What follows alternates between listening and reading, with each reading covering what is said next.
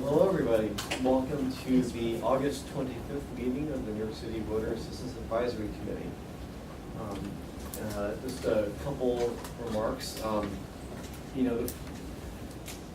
anybody who missed it, the New York Times published an amazing recap of the 50th anniversary of the Voting Rights Act, and that generated a letter to the editor from the president, which is well worth reading, and a number of other discussions.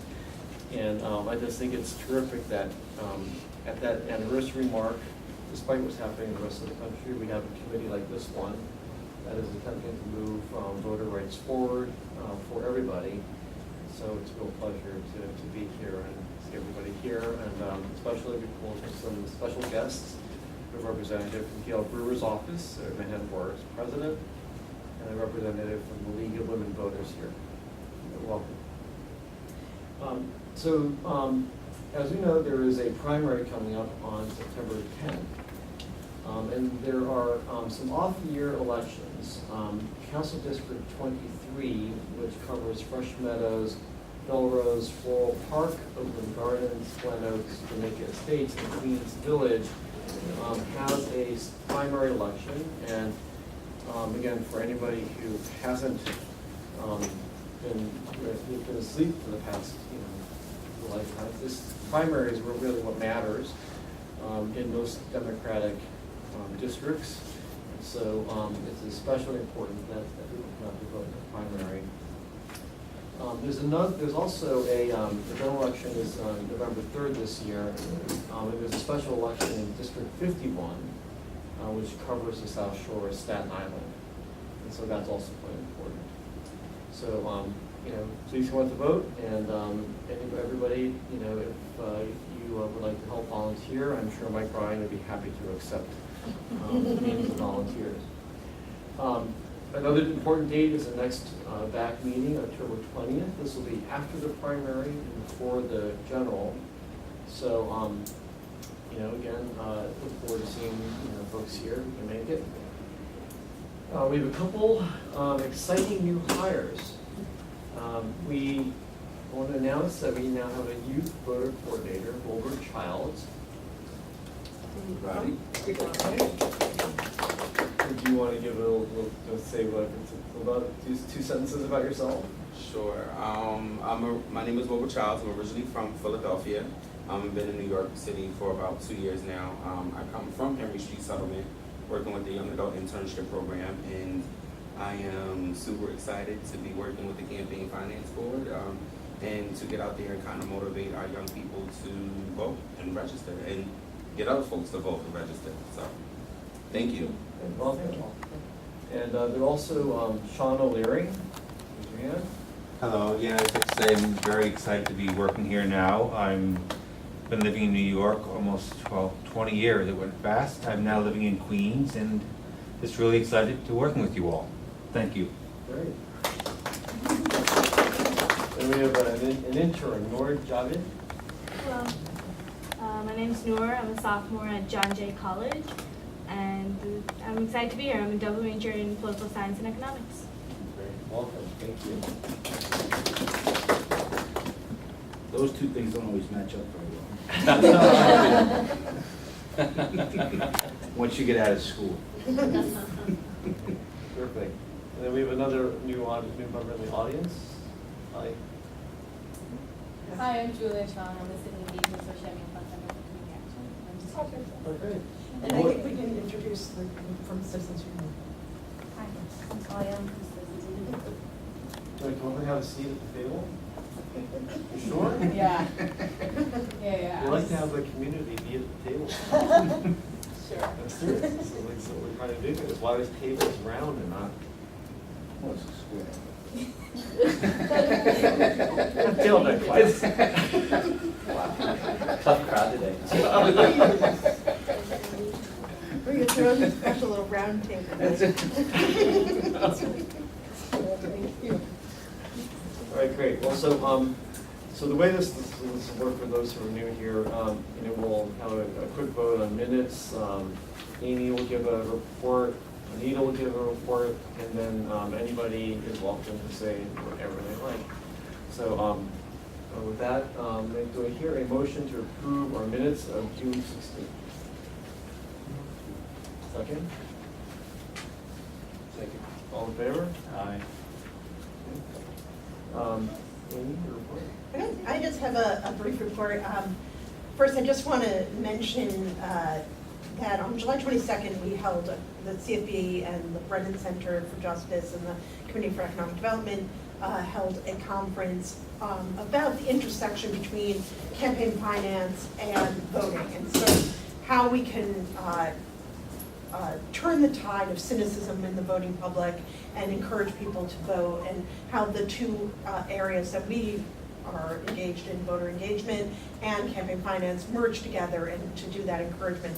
It was an incredibly well-attended event, really great panels. Anne Ravel, the chair of the FEC, gave a report that was covered widely in Washington press, which she said a couple of really provocative things about the FEC, of which she's the chair.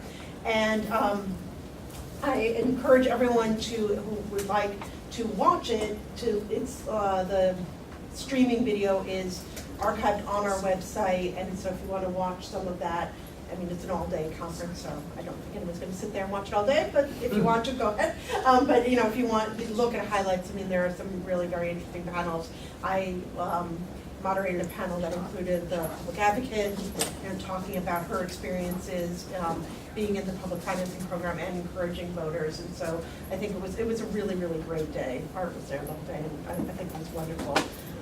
Big congratulations to the staff for that, and it is actually worth watching the entire day because it was every single panel and conversation was really full of a lot of important substance, and it places New York really in context, not just in the region but most importantly nationally as a model for clean government, clean voter voting, and campaign finance. And we'll be doing some of our blog posts about, for the next week or so, about highlighting various portions of the conference. So if you can't watch the whole thing, you can maybe watch some of these snippets and read the blog posts talking about the intersection between these two issues. Yesterday, I had the pleasure, and with some of the staff, to host a delegation from the Australian Electoral Commission, and they have a new chair of their commission, and they came to learn about our campaign financing program. Also, they're very interested in our voting engagement. While Australia has mandatory voting, they're always trying to do education and encourage people to vote. So they were very interested in all of our work, and very pleased to have hosted them. They actually made a detour. They were at an international conference of electoral administrators in the Dominican Republic, and actually came to New York just to talk to us. So I was pleased. That was they were very happy to hear from us.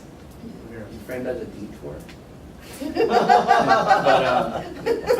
Going back, I just wanted to say, going back to the program that was held by CFB, are there items that were maybe follow-up items that were learned from, or suggestions where things that we could do as a result of the?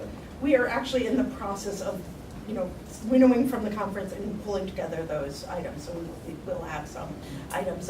Some of the people who were panelists are continuing their research. So Michael Malvin, who's the executive director of the Campaign Finance Institute, is doing a long study comparing the New York City program with the Los Angeles program, and comparing the different, how the programs are structured and the different results, because Los Angeles has a fairly similar program to ours, but they haven't had the success in the geographic distribution and the kind of ethnic and different community involvement in their contributions, and they still also don't have as many small contributors by candidate as New York City. And so he's looking into what are the structural parts of that program that differ from the New York City program that encourage the success that we've had.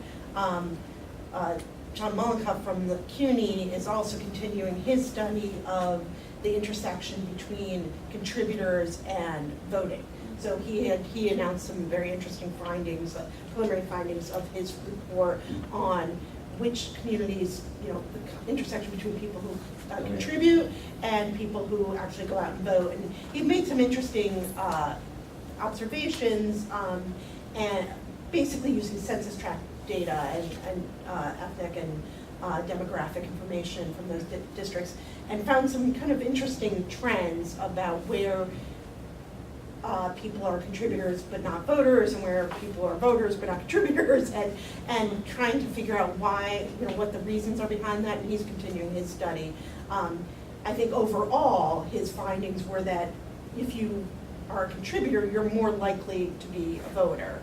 But it's not always true across all ethnic groups. And so it's an interesting, he's trying to figure out, partly because there are people who are residents but not citizens can contribute but can't vote. So, there's some areas that in some census tracts that's an issue. But, he's continuing to delve into that data.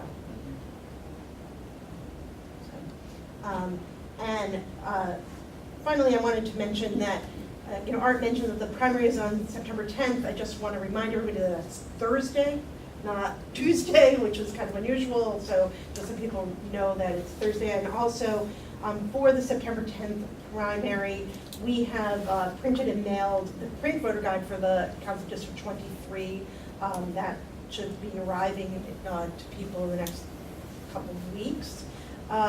We also are, soon will be launching our online guide for the September 10th primary, which will include all the information that was in the print guide for the Council District 23, and then information about all the races across the entire city.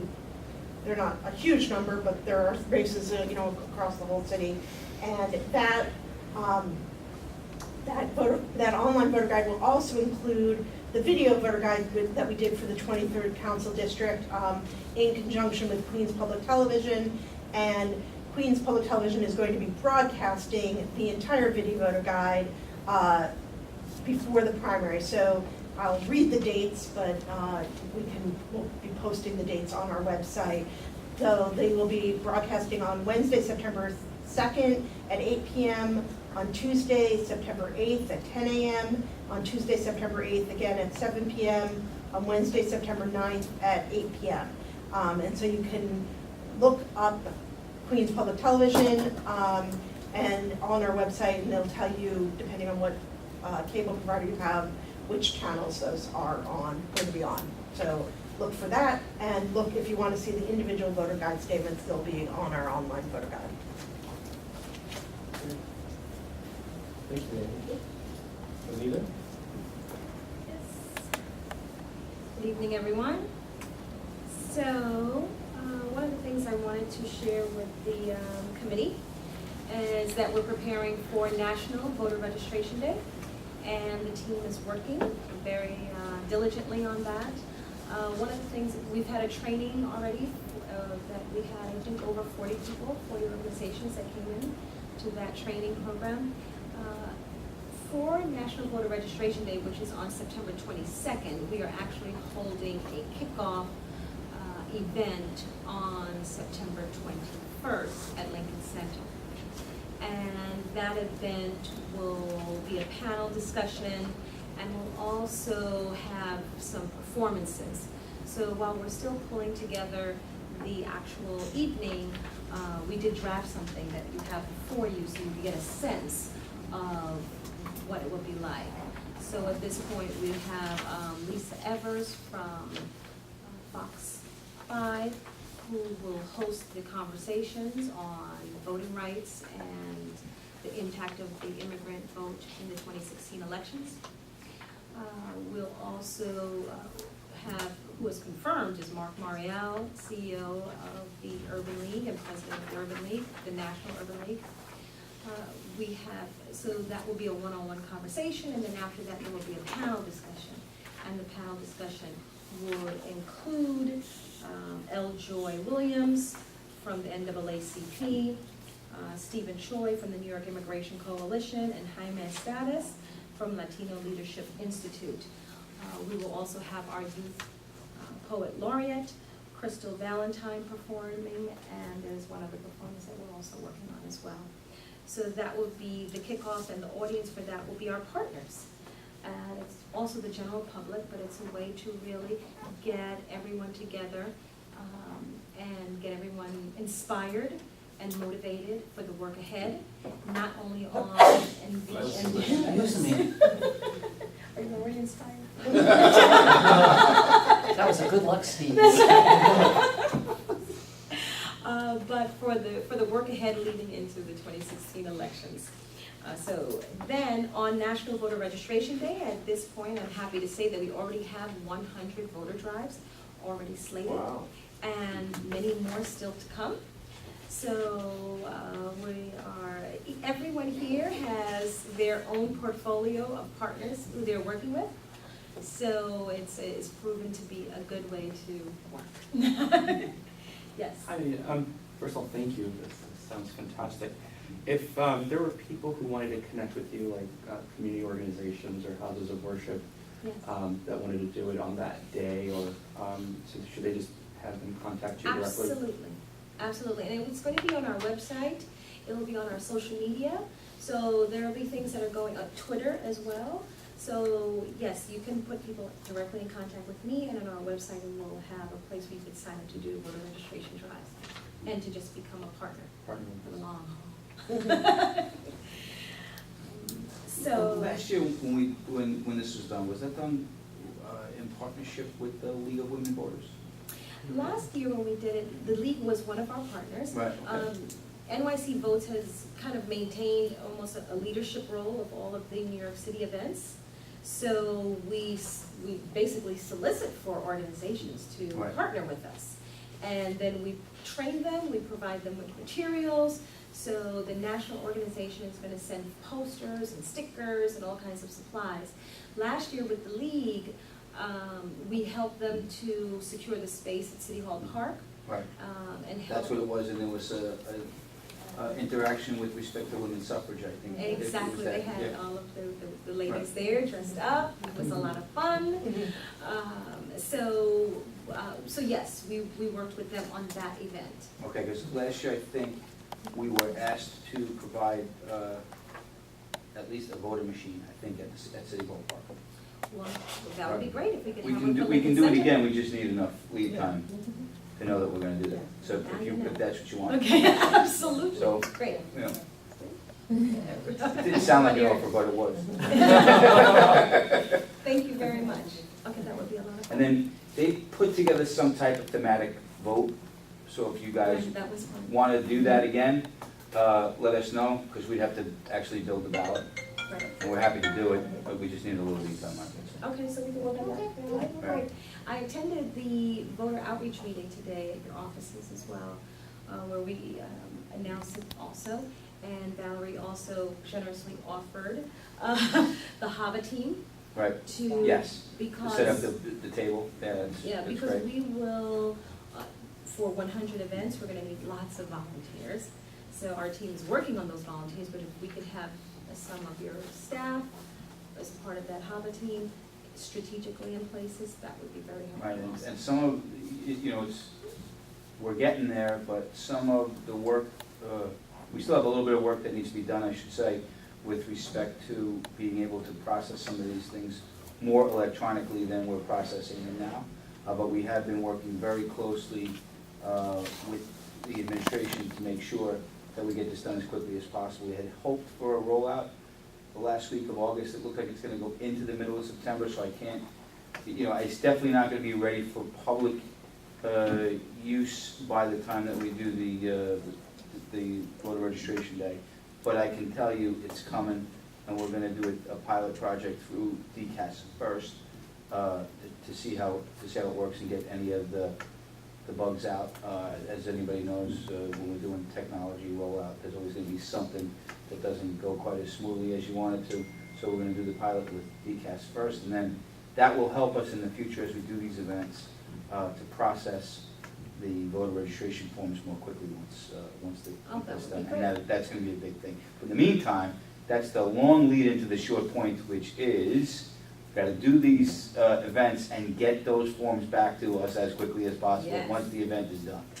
And I think last year we did a ceremonial Yes. hand over, right, with the Yes. spiral Yes. stuff, so, you know, we're happy to do that again. Okay. Just- Only because I'm remarkably photogenic, I don't mind. Absolutely, you can count on that then. We make it a contest to see how many boxes Mike Ryan can carry. Well, we want a lot of them, so. My job is let's to hope. stand there and make Onita look nice, No. which is, you know, it's easy for her to look nice when she's standing next to me. Wow. I'll let you Wow. have that one.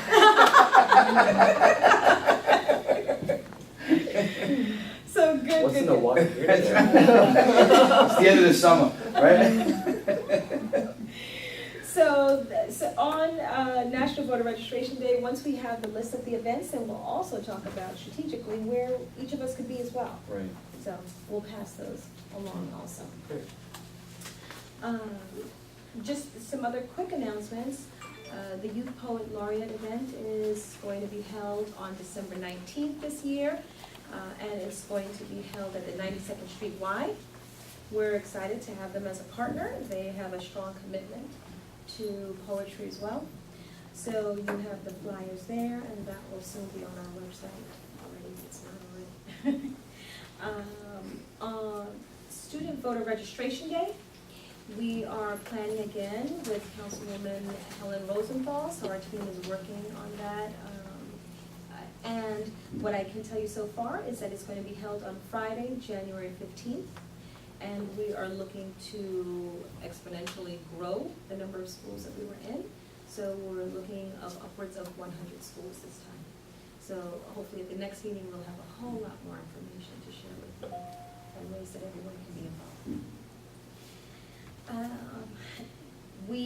I'm going to ask, well, actually, I'm going to jump ahead so I can give you this one. Stuart is behind the camera today, so it'll be harder for him to give a report, but I will say that Stuart has really been spearheading our work with the Mayor's Office and the Mayor's Office of Operations in terms of the interagency work. So he has been doing ongoing trainings. He recently, I think it was last week, he trained Doris with records. He's also doing ACS. And FDNY just called for trainings as well, so he's staying very busy doing that, both online and in person, and providing them with all the materials that they need and interfacing with the Board of Elections. So that's a full-time thing in itself, but thank you very much, Stuart. And our naturalization ceremonies, the Board of Elections has been going out with us very faithfully. The last time we were fully teamed up between the Board of Elections, Dominicanos USA, and our team with everyone who's here. And we're really happy we came back with half a day work with about 232 or so registrants. So it was a good day. We were happy about that. And then I wanted to talk about our Voter Day, our Advocacy Day, which is now Voter Day. So Danielle has agreed to work closely with us on that. She has a lot of really phenomenal experience in that area, so we're learning from her, and she's already made suggestions that we're taking into practice. So Danielle, can you talk a little bit? It's actually Anita's telling me what to do, so it's not so much all the experience I bring. I just want to say that Anita and I are in ongoing conversations about what would be a great thing to do. The voter day is May 3rd, and that's when we all go to Albany. And one of the things that I've found in my very checkered career is that it's always nice to show up with a whole bunch of petition signatures. And to the extent that we could do something like that, Anita's already drafted a petition which is in front of you. And that's something we're going to be making it a little bit shorter, maybe a little bit punchier, maybe try to fit 5 names on a page. It's always good to show up in an elected official's office with a stack of papers. Even though I work for an environmental advocacy organization, you always want to present a stack of papers. One of the things that Anita and I are having ongoing conversations about is maybe getting some training for the people at the CFB who are going to be participating in this. And I actually, I'm really glad that you're here now. But if we're going to be doing a lot of grassroots outreach and grassroots organizing along trying to push our elected officials to do the right thing to increase voting in New York, one of the things that I would advocate for is that we get some people to come in and do the training to make sure that that grassroots advocacy is done effectively. Well, I guess when we introduced Sean, we didn't actually say what his Yeah. title was. I realized as you say this. So Sean is our new field coordinator, so he has I think this is a great idea to bring in professional trainers. I think Sean has a large amount of experience Background, doing grassroots organizing. Political organizing, of working with the DCCC, of working with organizations, of political work. So, yeah, knocking doors, talking to community centers, training people of how to speak when they get in front of a camera or along those lines. So I do bring that background with me. That's great, that's awesome, awesome. And I also wanted to add that while Amanda is not here, but Amanda, who's another part of the team, she has been working very closely with us on this project. And while Sabrina's on maternity leave, but she will be back in time to help continue this work. And the baby will be trained nice and early too. It's already registered. So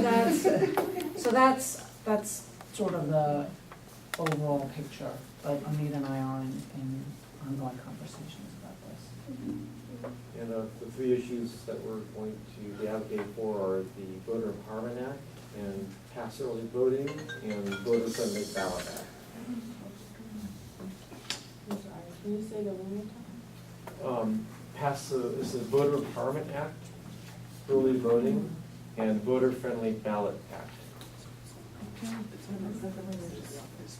And another thing I'll add about that is on September 29th, we're going to have our first planning session meeting with our partners. So I know Citizens Union has agreed to participate, NAACP, they believe Common Cause. So we're gonna have a group of people who will be here. We'll start to plan out also with them, their views. And the reason for that, and the League of Women Voters, the reason for that is this year we're trying to have more of a statewide presence. So it was, I guess, baby steps. But this year, definitely, we don't want to hear the comments of what we want are downstate issues. So we're working with partners that have reach, yes, statewide reach. And that's part of the conversation that will happen on September 29th. And we'll start to pull all that together under the message for May 3rd. Can we try reaching out to Demos? Yeah, let me just make sure. Okay. And then, because, they're really good at also some of the electronic stuff, like the Mhm. change.org type visit, petitions and bringing in, customized Twitter feeds and, a Facebook page for this would be really good. And if you can get those actions and translate those into printed petitions, that also helps. That creates an ongoing community that would be working. I was just gonna say, I don't think it's ever too early, I mean, even though they're not in session right now, if you lead up to when Albany does come into session in early January, by having a constant, maybe electronic presence pushing, this, where there's the trip, but before the trip, people can, send letters electronically, they can tweet about it, they can write about it in local media. So if you have statewide entities, getting something published in Syracuse, getting something published in Ithaca, getting something published in Rochester, in Democratic Chronicle. I mean, there's opportunities, I think, just to keep the conversation, to lay the foundations for the conversation before you go, and to line members up to co-sponsor the legislation before you get there, especially the key members that you want to co-sponsor it to show the support for the bills. And the head of the Senate Elections Committee is from Rochester. Yes. Now, Michael and I have agreed to also work together, so there are going to be so many different things kind of Right. coming together. In our last trip, Mike joined us, which was very helpful. Which I will again, provided, I haven't been voted out. What's the date for the trip this year? May 3rd. May 3rd. Okay. I will be there. Awesome. Yeah, we decided to do Barring, it, you know, another- because it's 6 months before the next election, so it's, it's sort of that, we're doing that kind of, having a standard Right. date. The one thing I would suggest moving forward, at least that we've learned from our experience, it's not pleasant necessarily to be in Albany in February or March. Or but- April. Well, but here's the problem with the May date. We've done late dates as well, and here's the problem with the May date moving forward. It's getting ready to leave. Yeah. So whatever foundation you lay in May, you gotta relay in November and then December again, all over again. So if, for 2017, right, doing that a little bit earlier in the year gives you a better chance of getting some of this stuff passed into legislation when you're hot on it, I was gonna concur with Mike on that. So if there's a couple of weeks, the 3-4 weeks right before budget is very intense about the budget. So it's either really January, early February is a good time when there's really not that many bills passing. It is cold. It's very cold and there's snow. And there's many feet of snow. Or the other time to do it is the window right after the budget passes, is to hit up those 2 weeks right after the recess, after the passage of the budget. Those could also be opportune times to go. Let me ask you, and I'm completely open, but I think some of the thought that went behind it was that the day cannot stand alone. So the same way you suggested the work leading up to it, then we would have to still build in if there are going to be meetings, if there are going to be trips before this trip. So we don't see it as, we believe that there would still be a presence by staff and partners leading up to the May 3rd event. And the May 3rd event, the reason why we need to choose a date, and maybe it's not that date, but the reason for choosing a date is because we will have to mobilize so many people. And for it to be as easy to manage as many people. So we did 1 bus the first time, 2 buses this time. We're hoping to have upwards of 500 people this time. So it would be better if it's a little warmer, not as, not dealing, contending with so much snow. Is this something, just building on the idea of the petition being a statewide thing? Should this also be a statewide thing? And get people, buses from all over the state Yes. coming to? That's The exactly whole what thing it is is. gonna be a statewide. So It is. it seems like getting the local press involved in each city is going to be quite important. Mhm. And getting local leaders from NAACP and Mhm. League of Women Voters and really getting members to show up.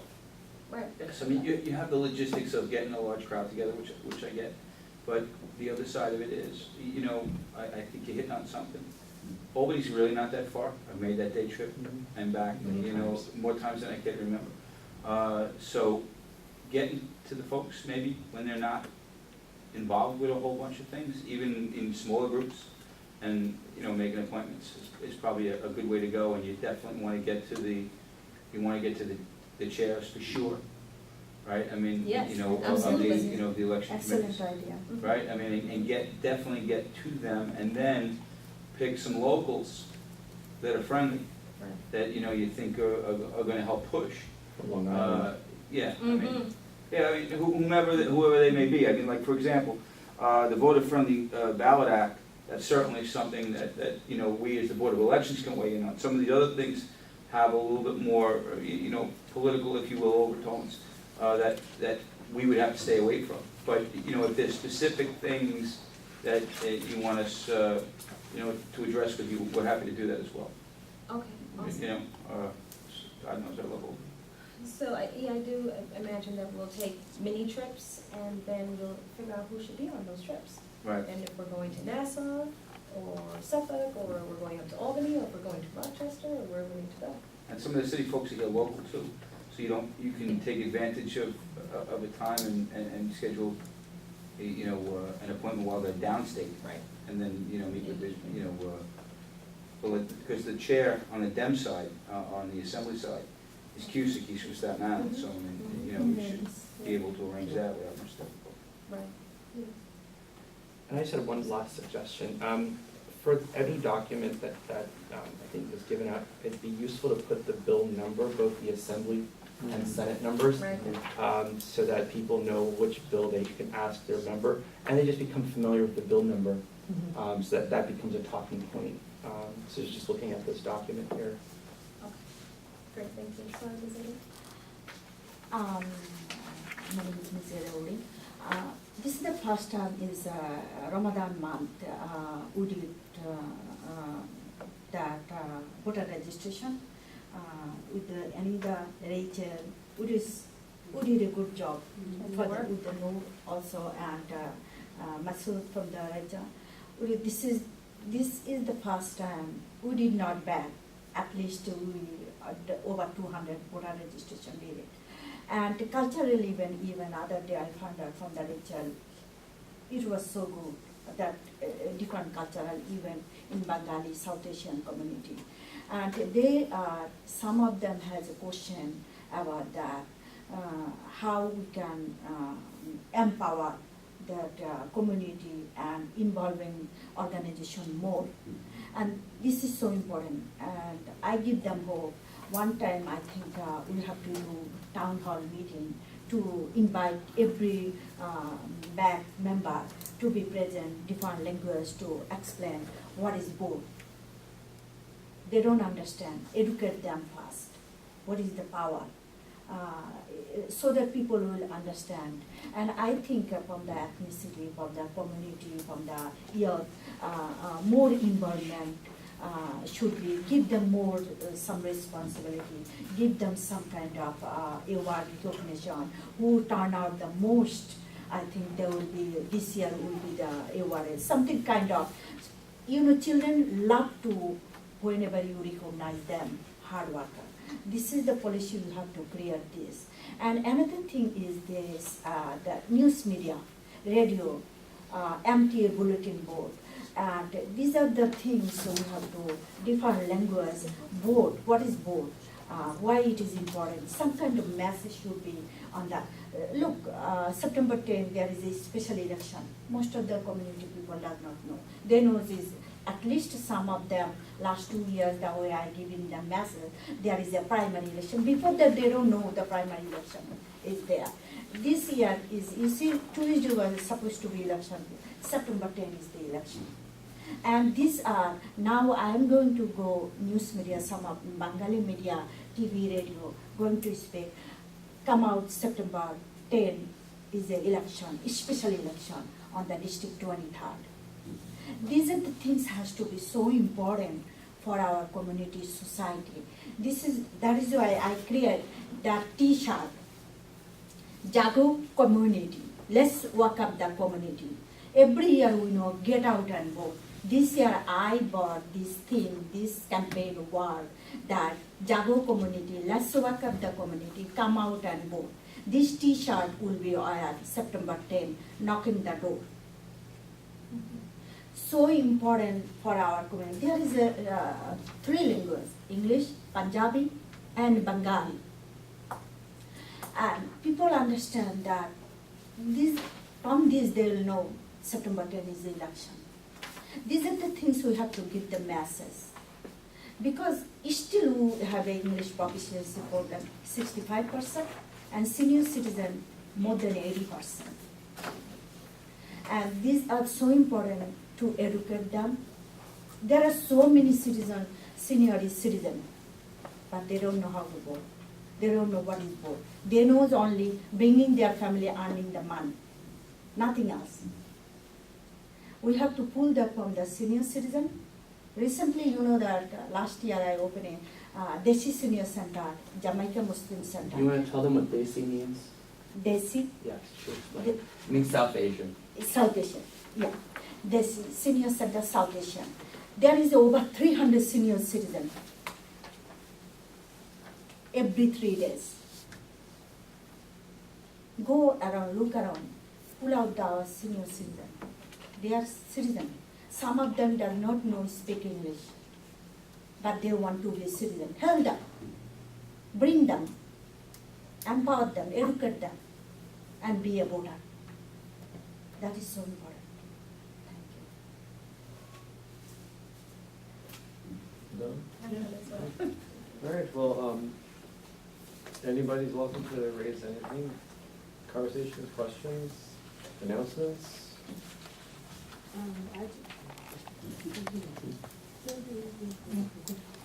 Hi, I'm Talia Orber from Citizens Union. I first of all just wanted to commend the Campaign Finance Board for the conference with the Brennan Center. I was there for the whole day and it was wonderful and I learned quite a lot, so thank you. Can you, before you get started, can you give us an update on Ms. Spouse's condition? Yes. Call it a condition?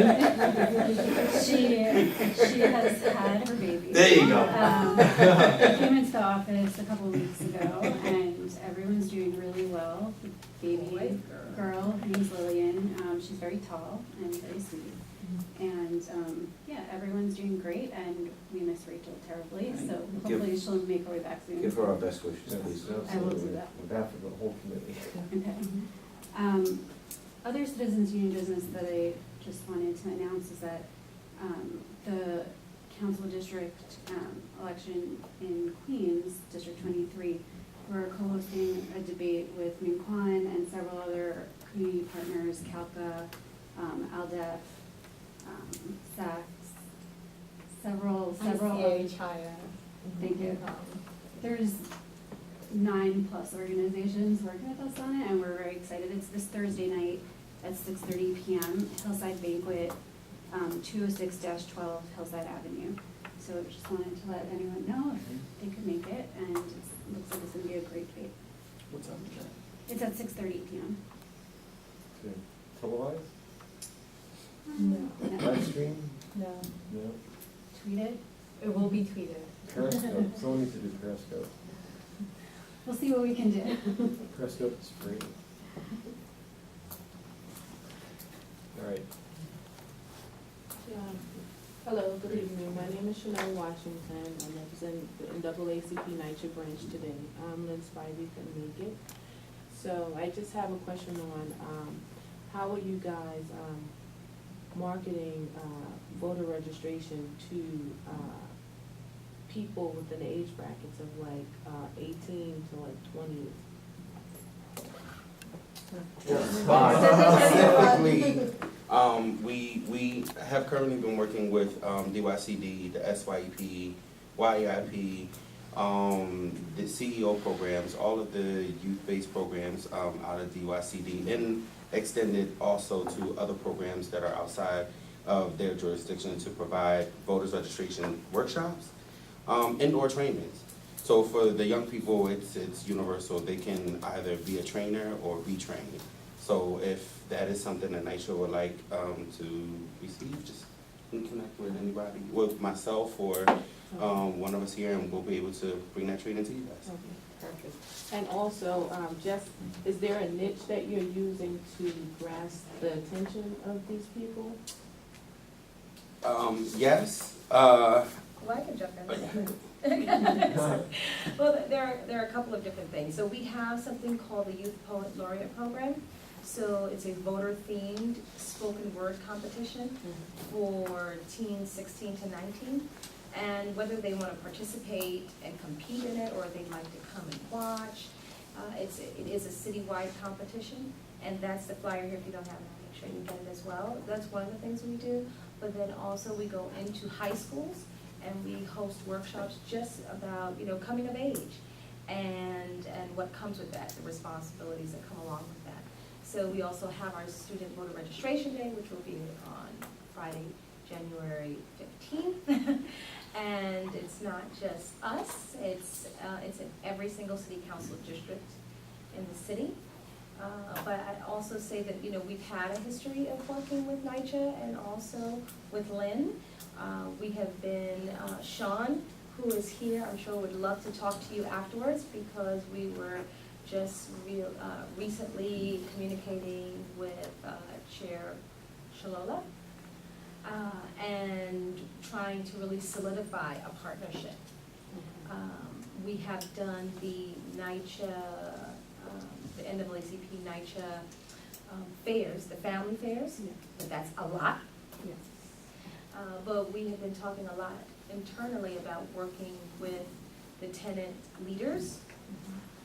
So if you can help us with that again this time, that would be very, very helpful. Well, I just wanted to say that, especially in NYCHA, if there can be an emphasis on the fact that they can be on a grand jury with voter registration. Because if you don't vote, you can't do, what do you call it, jury duty. And so, and You can. I'm sorry, what was your question? you can do jury duty without voter registration? Yes. You can. Oh, okay. I know, that's one of those That's one of facts those of myths, or timelines, right. where people feel like, I don't wanna register to vote because then I'm gonna be Right. called for jury duty, Yeah. like, what's wrong with that, first of all? I was at a meeting and someone had mentioned that, and I was like, wait, I'm not sure if it's true, but if that is true, that should be an incentive to try to get people to vote. Right. So there's a lot that we could really talk about. Okay. I'd love Yeah. to exchange your information.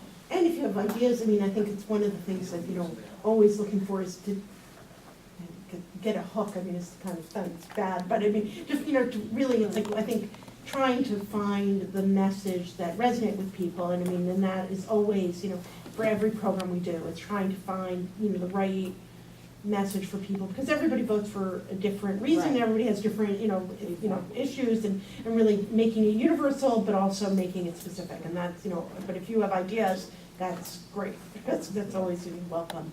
Especially NYCHA's so big. Yeah. NYCHA, the population of NYCHA is greater than Miami and Philadelphia.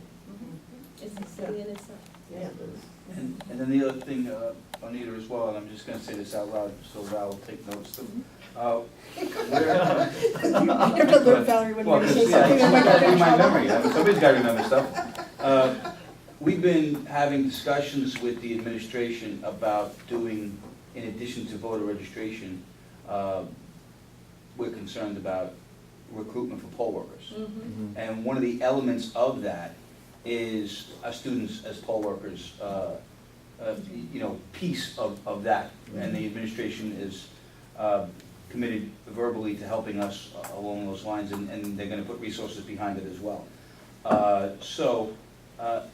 If anybody wants to take a look at a model, there is on the LA County website, and we discussed that, Art.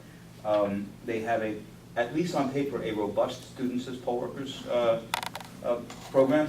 How it actually works, I don't know, because I haven't been out there to visit them and see what they're doing. The LA cutoff is 16, the New York State cutoff is 17, but certainly, it's an opportunity for students to get involved in some civic engagement and to earn some money. What does it pay like? Right now, it's $200 a day. Sign me up. And plus $75 for the training. So in a year, It's not bad. in a year where you have like coming up now, you have 4 elections. It's call it right around $1,000 extra that you're not really counting on. It is a concentrated. It's a long day. It's 6 o'clock in the morning to 9 o'clock at night.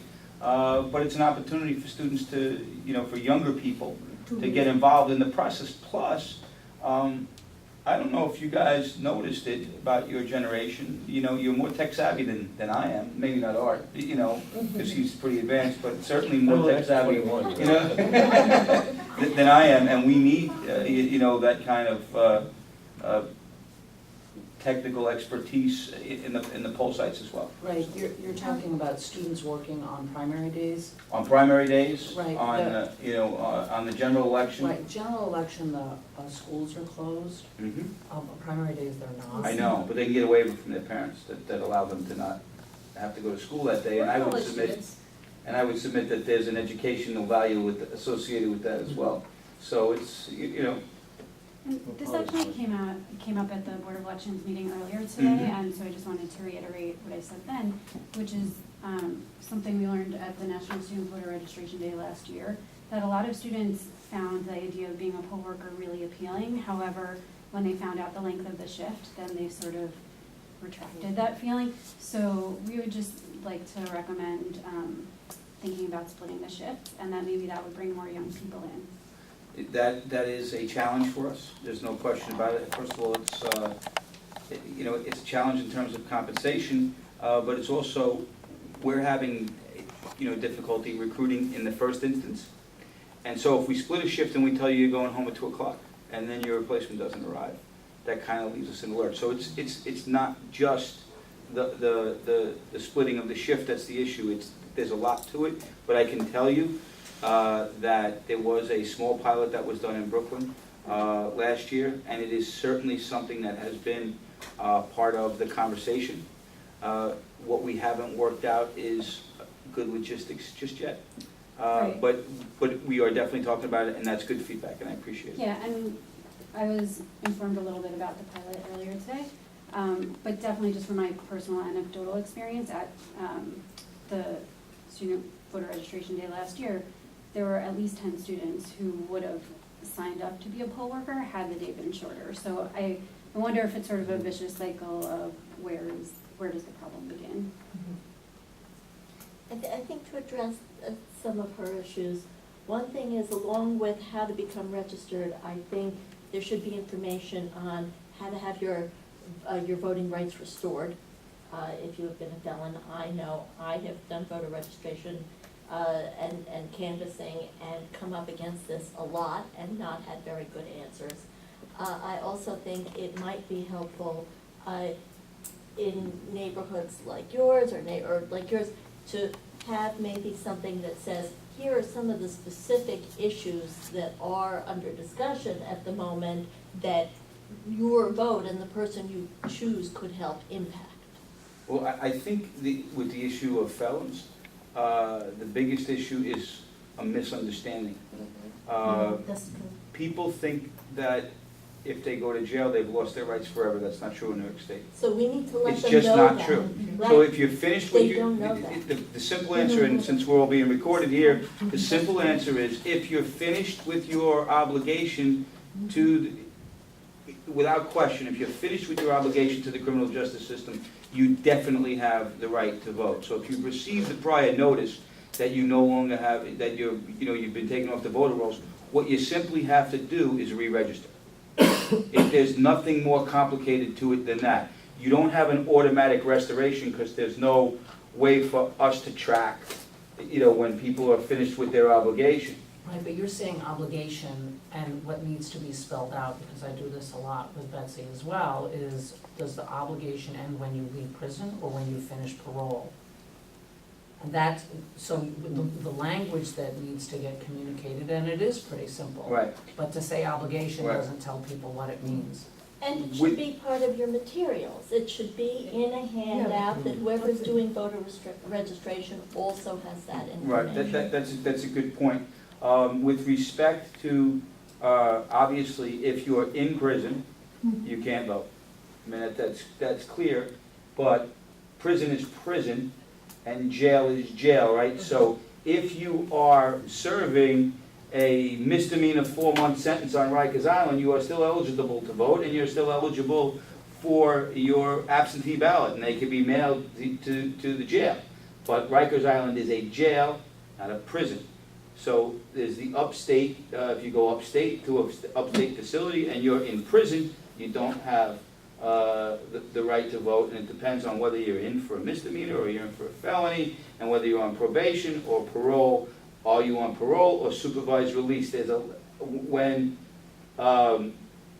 Jenner's Law and Jenner's Law 2 were passed, and I worked on that when I was in the Pataki administration, we changed all of the indeterminate sentences, like 1 to 3, 2 to 4, to determinate sentences, 2 years, 3 years, 5 years, and then there was an element of post-release supervision.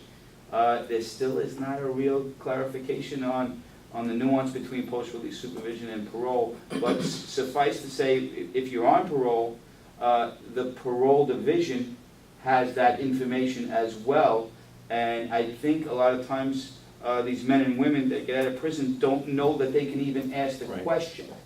Because if they ask the question, the information is available within the Division of Parole to tell them what they can do.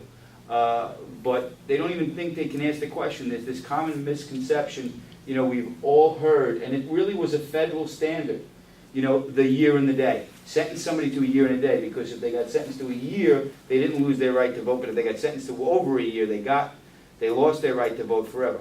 It's just not true in New York State. So I think the first step in the right direction, and thank you all for bringing this up, is to just let everybody know that it's not an absolute loss.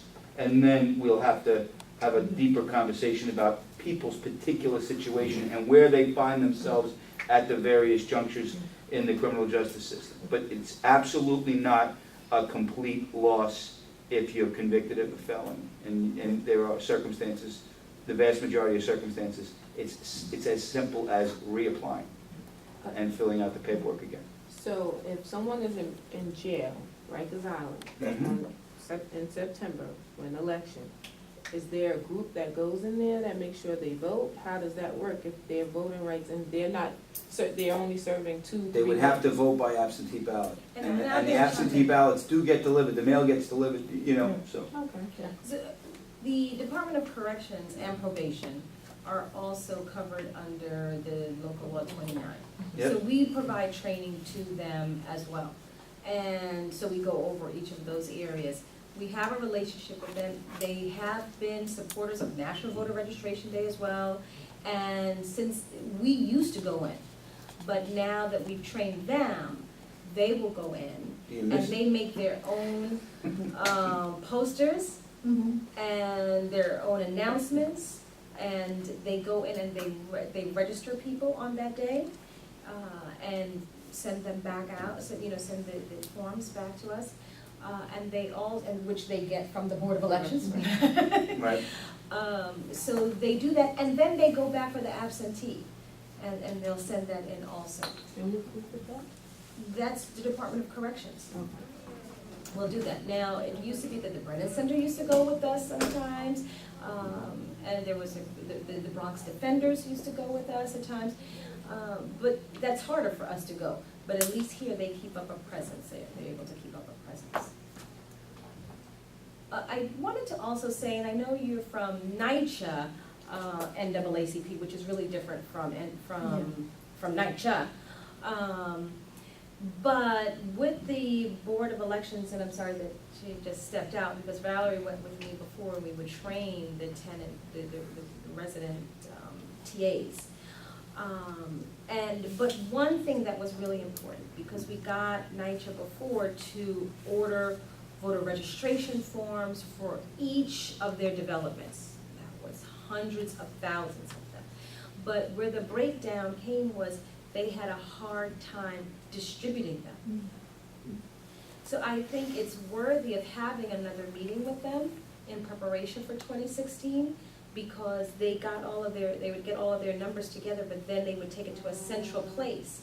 And then it had to go to each of the developments, and it sat for a long time. It was hard for them to come up with a system of getting them. Well, and I think that's why the advancements that we're making with respect to ensuring compliance with local law 29 and creating this electronic portal will be very important, because if we can make a modest investment, instead of in hundreds of thousands of pieces of paper, into, you know, tablets and a printer for, you know, the locations, they'll be able to process the folks and print them up and mail them out. It'll be a lot easier that way, I think, ultimately, than it was the old-fashioned way.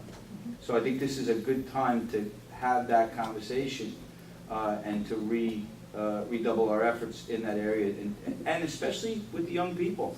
You know, my daughter's 20, so I'm assuming you're maybe around that same age. I'm 33. You're 33? Get out of here! Oh my goodness, so good for you. But the point is, you know, I'm 50, and then look at me.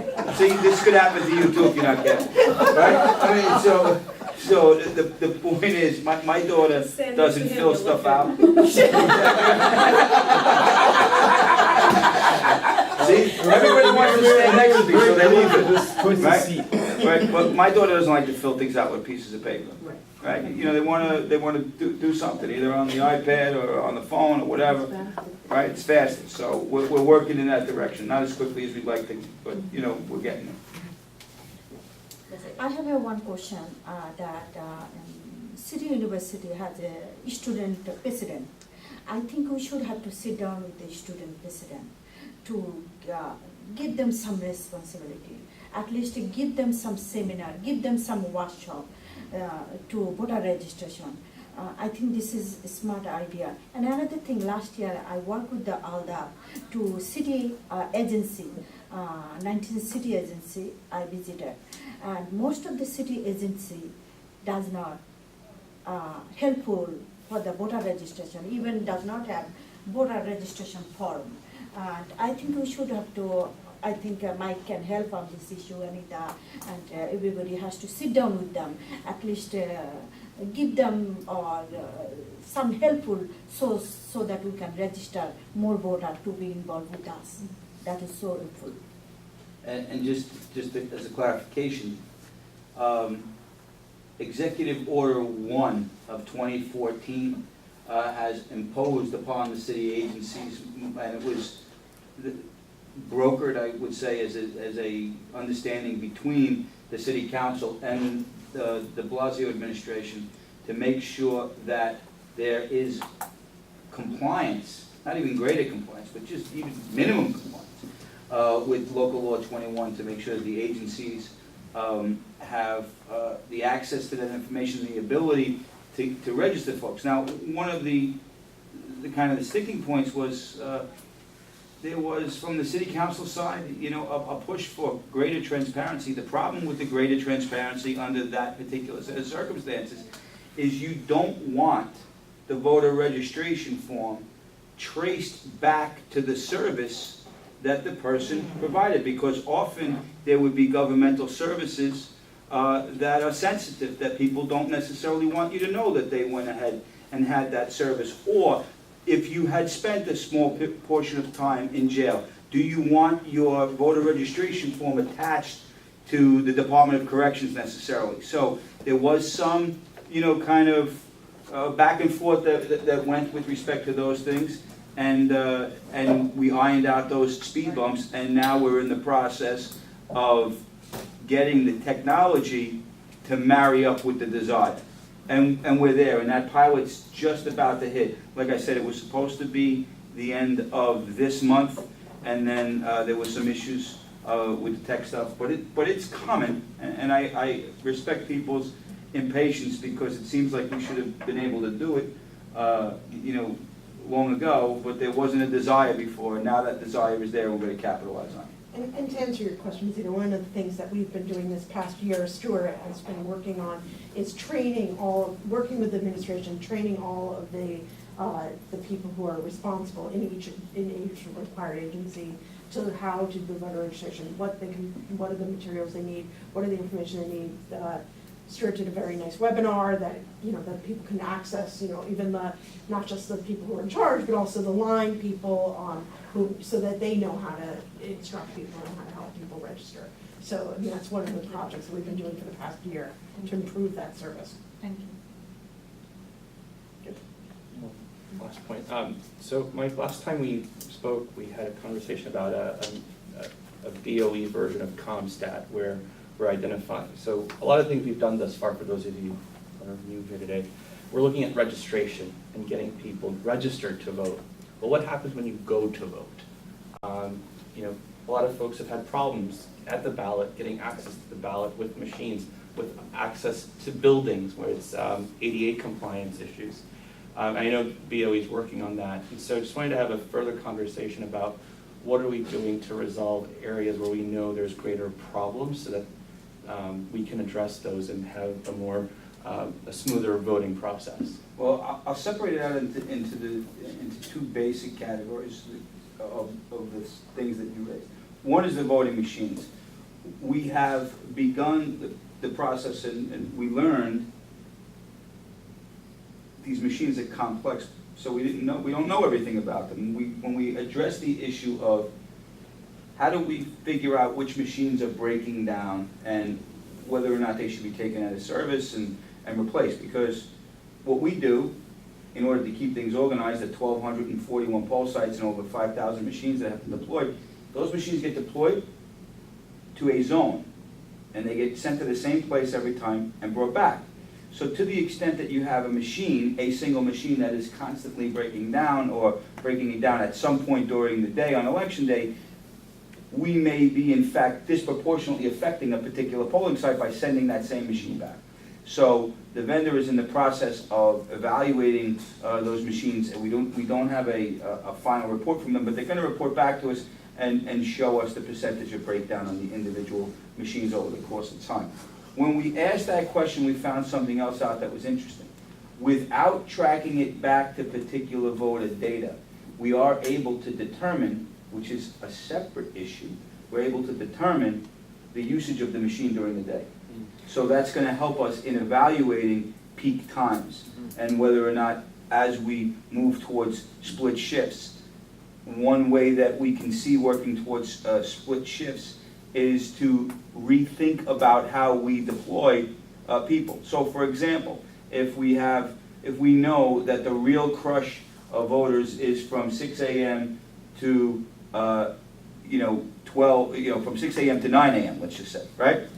And we're deploying this staff for the entire day, when really we could maybe take these 10 people at the poll site and have 10 from 6 to 9, and then 7 from, for the remainder of the day. We might be able to split the shift and let those people go home and not have to worry about replacing them, because the rest of the day is going to kind of be easy. So those things are happening, but we've already done some preliminary analysis with the data of when are people voting. And we're finding, for whatever reason, at least very preliminarily and very, very, very unofficially, that it seems like you're getting the rush in the day, and you're not getting it so much like you used to at the end of the day. Huh. It used to be a rush in the morning and a rush at night. Well, a little bit at lunch. And a little bit at lunchtime, but we're seeing that rush at night isn't happening as much as it used to. We expect that will be very different in the presidential year, and that's understandable. I mean, the last presidential, I think we had 2.1 or 2.2 million vote, and the last gubernatorial we had almost 3. So there's 1 million almost voters extra, right, for that. So yeah, we have a few different things that are going on in that regard, and then the separate thing, if you really want to talk about it, the ADA compliance is a complete bear of a problem that is taking up, I would say, leading up to this election and moving forward, it's taking up the lion's share of my time. I mean, I can't even explain to you in short period of time how many meetings, how many discussions that I've had with poll sites and ADA compliance issues, and how we're going to deal with all those things moving forward. We have a standing task force that meets every 2 weeks with our agency and all of the affected city agencies. There's over 30 people that come to our office every 2 weeks to discuss how we're going to deal with making sure that every one of these poll sites is ADA compliant. And it's not an easy problem. I mean, just for example, even when you read the reports and they say fixable, accessible with temporary measures, some of those temporary measures involve complex temporary ramps, because for every 10 feet in length, you have to have a 5-foot square landing, and some of them you can't go straight up, they have to zigzag, and so we got the city law department to allow us to do a pilot test procurement so that we can begin the process of securing numerous vendors to install these ramps for us, because we used to do it ourselves and with the assistance of the Department of Education. And we're finding with some of these complex ramp situations that we're not going to be able to do that. So that we could have a whole meeting, days on end, literally, on ADA compliance and what we're doing in that regard. But I can tell you we're working very hard on it. Thank you. Now, on the positive side, we have sent out our voter information notices, even because we're changing poll sites, right? There's poll sites that we can no longer use because of these issues. anybody that has a poll site change on our voter information notice, right on the front, because we know that people take this and treat it a lot of times as junk mail. There is a big, it's about this big, on the front, it said, important, your poll site has changed, right? So hopefully the people will then rip the thing open and go, okay, this is where we're at. So there's a lot of that stuff. So. Thank you. I just wanted to make sure if anyone else had any public comment. Great, well, I think this draws our meeting to conclude.